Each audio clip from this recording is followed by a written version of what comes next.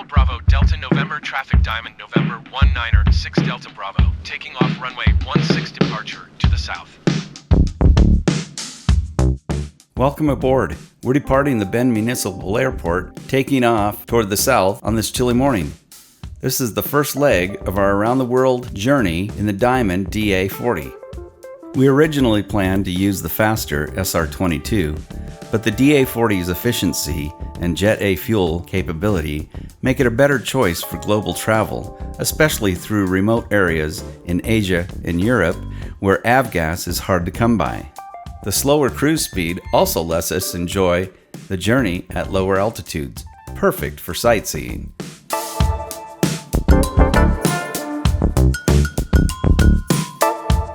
As we climb out, visibility is limited. Mount Bachelor and the Three Sisters are obscured by clouds. But to the west, we can make out Pilot Butte and the city of Bend, nestled at the base of Aubrey Butte.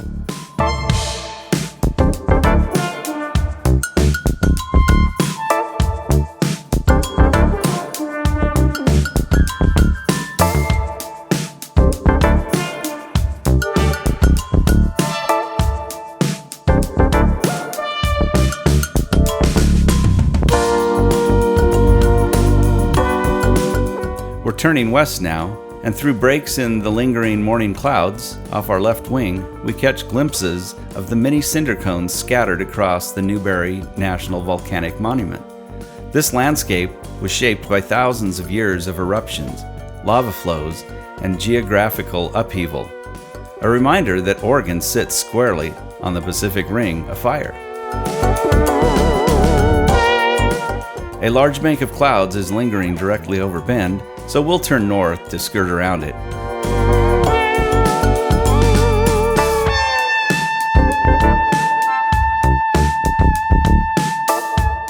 Off the left wing again is Pilot Butte, a cinder cone in the heart of the city, and further beyond, Aubrey Butte, a prominent residential area.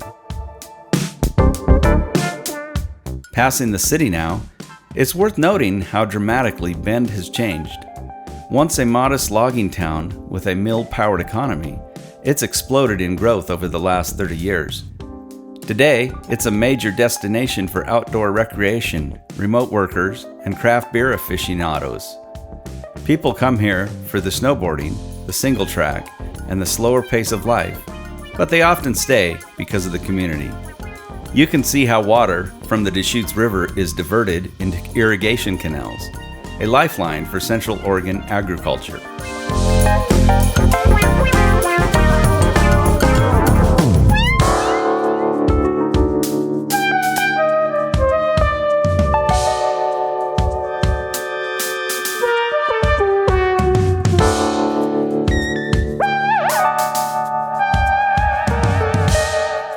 As we follow the river north, we pass over the farmland that gives way to high desert terrain, sagebrush, juniper trees, and volcanic rock outcroppings.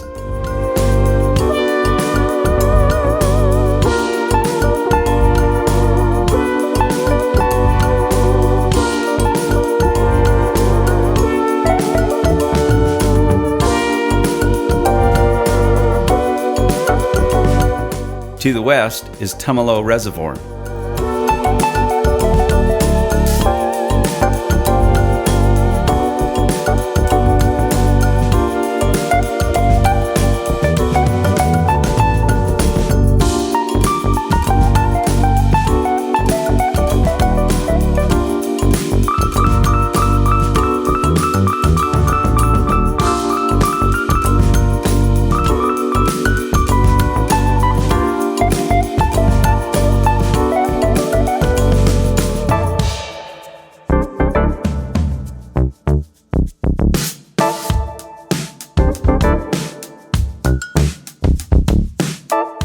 Ahead and below us is the Sage Ranch airstrip nestled in the junipers.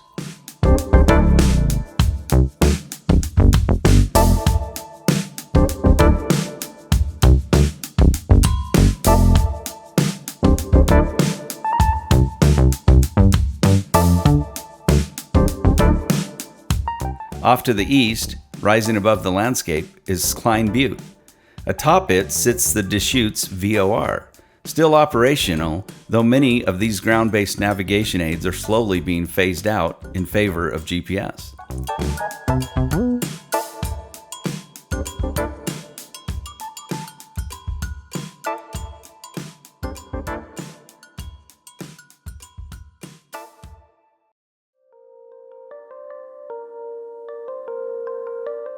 The clouds are beginning to break up as we continue.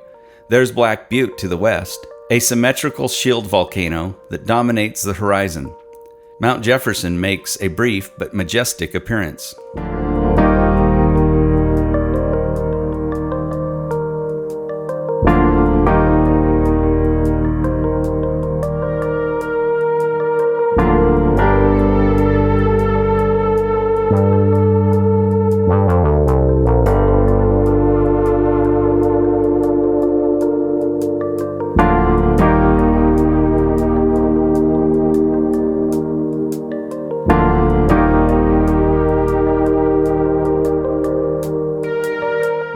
Looking east, Gray Butte and Smith Rock sit near the Crooked River. Smith Rock is often called the birthplace of American sport climbing and draws climbers from around the world. Today, though, it's still wrapped in a layer of morning fog.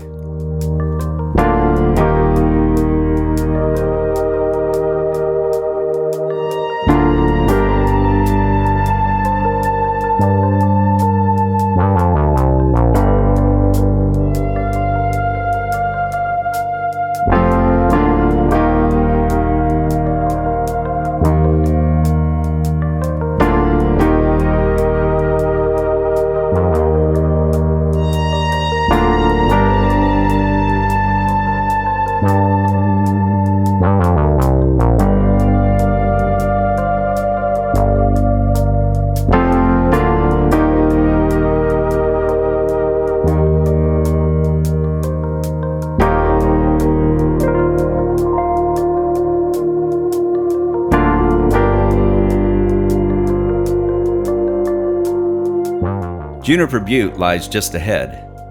Below our flight path is the plateau known as Crooked River Ranch, perched between the Crooked and Deschutes rivers.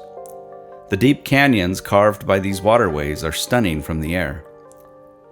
Whiteshoes Creek, flowing out of the Three Sisters Wilderness, joins the Deschutes in a canyon off our left wing.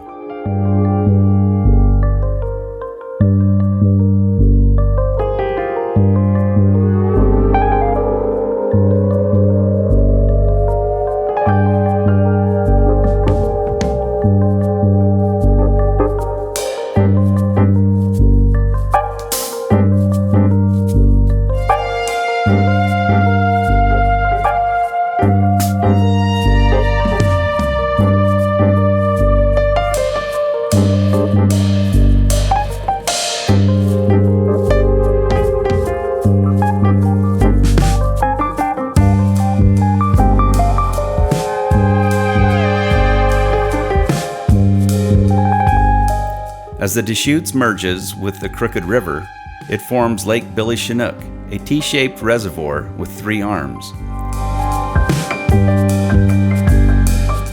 The third arm is the Metolius River, flowing in from the west.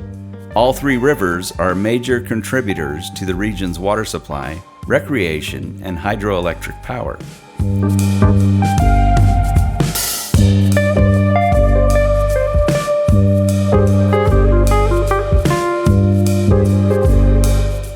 Below us now is Round Butte Dam.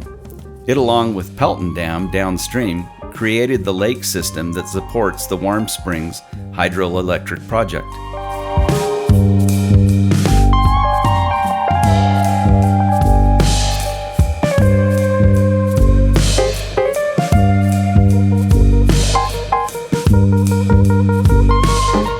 Below the dam is Lake Semptustus, a narrow reservoir popular with anglers.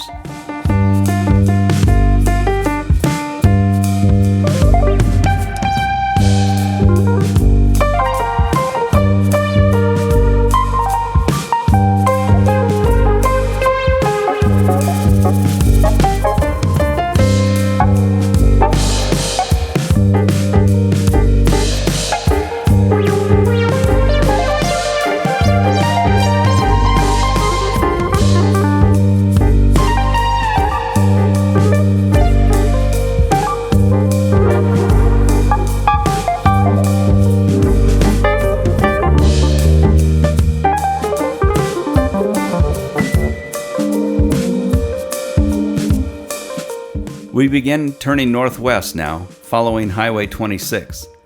The Deschutes continues its journey north toward the Columbia River.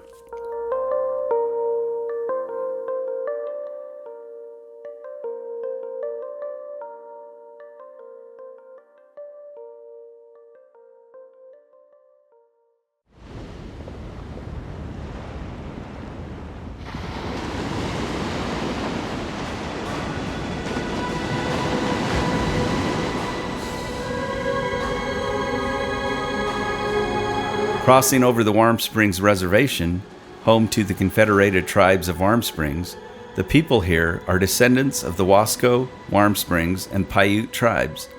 They've lived in this region for thousands of years, maintaining fishing platforms on the Deschutes and continuing a deep relationship with the land, water, and spirit of this place.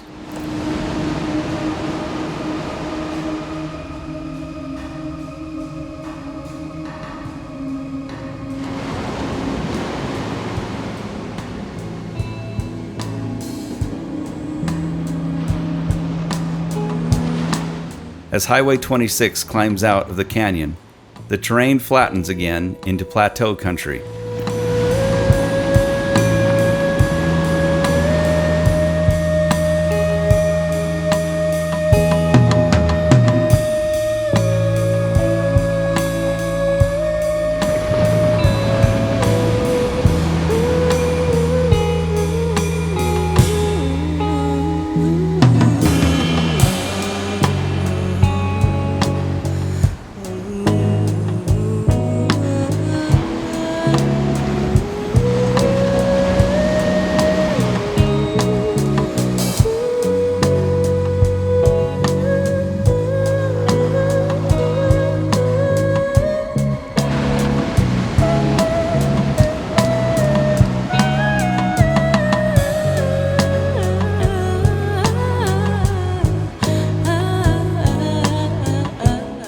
On our left is the Mill Creek Bridge, suspended over a deep canyon. Mill Creek begins in the Mount Hood National Forest and winds its way through these arid hills.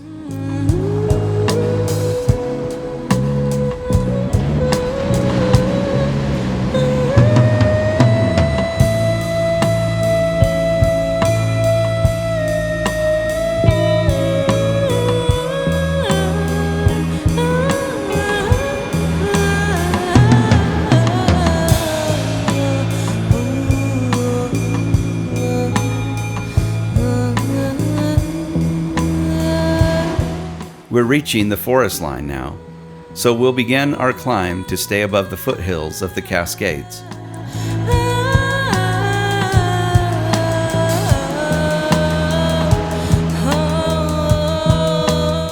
More clouds ahead, so we'll be weaving our way through the broken layers as we ascend.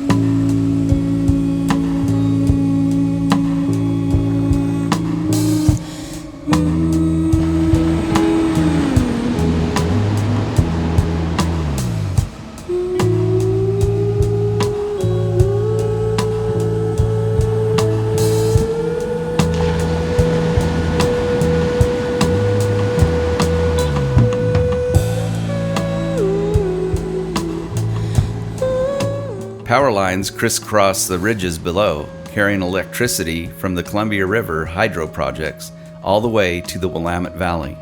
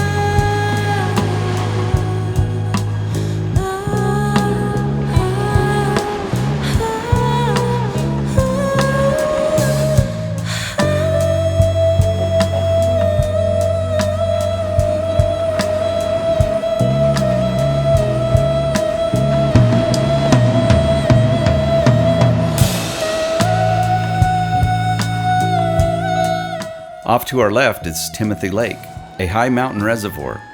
Ahead is yet another Clear Lake. I should keep a running count on how many lakes in Oregon share that name.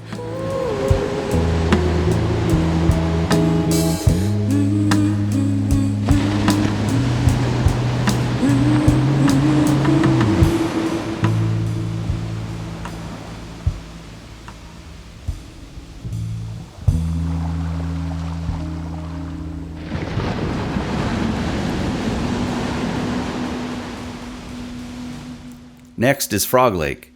Tiny, but it glows alpine blue against the backdrop of Mount Hood.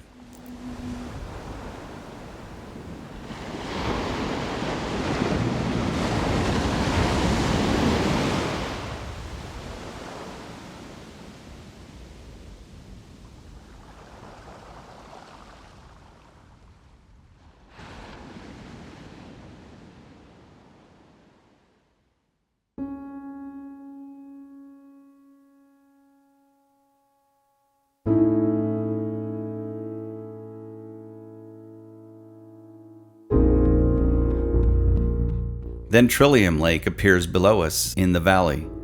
It's a favorite among Portland campers and photographers, especially at sunrise.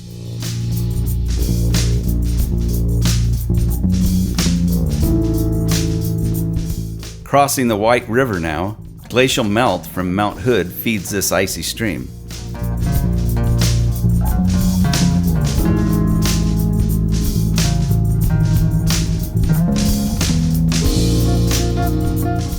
Below us is Mount Hood Meadows, one of the largest ski resorts in the state. Around the western slope is Timberline, the only ski area in North America that operates year-round.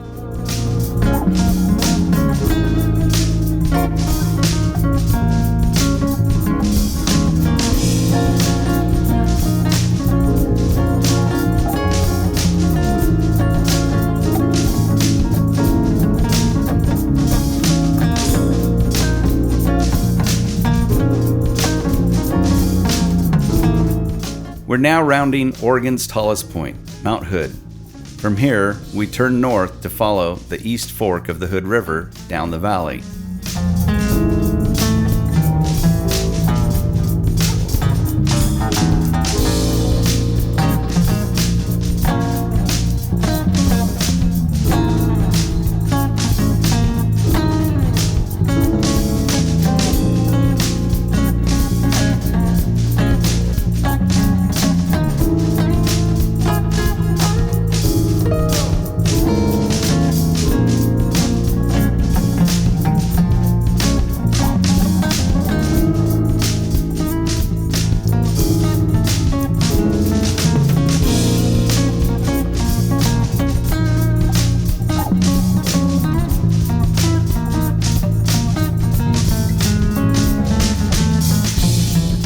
Below us is Cooper Spur Resort and its ski area tucked into the timber.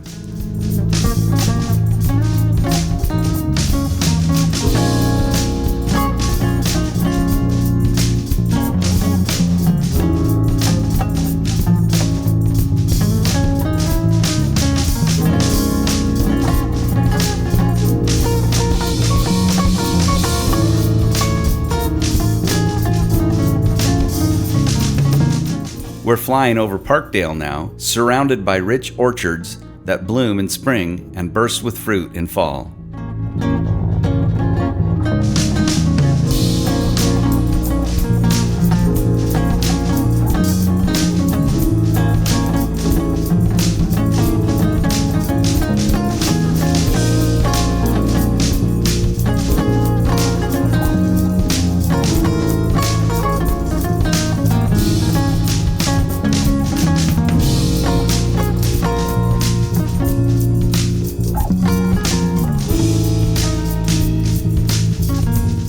To the west is Parkdale Lava Flow, a rugged reminder that Hood is still a sleeping giant.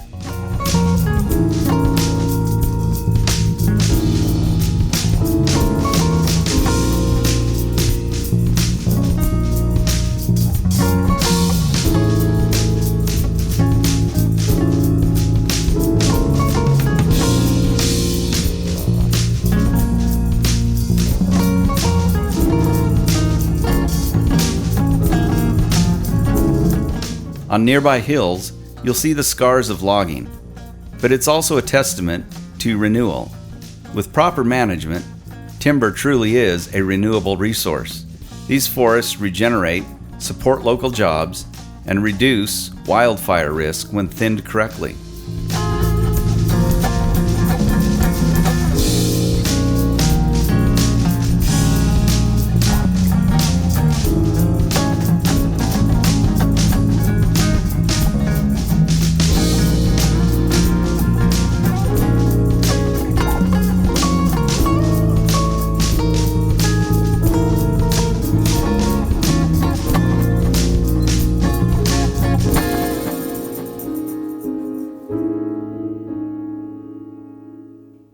Beginning our descent now, as the Columbia River comes into view, we're lining up for our approach into Hood River.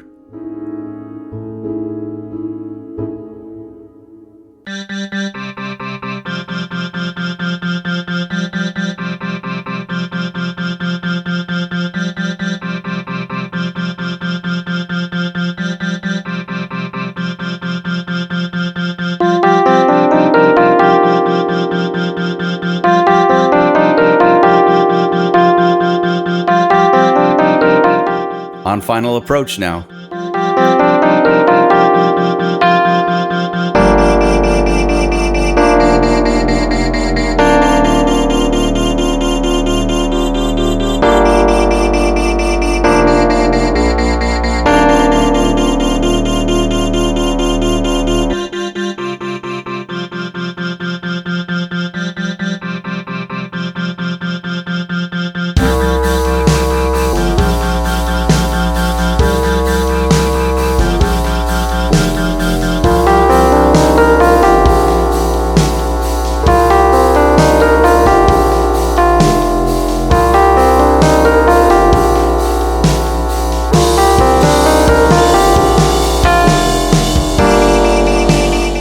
And welcome to Hood River, Oregon, known as the windsurfing capital of the United States.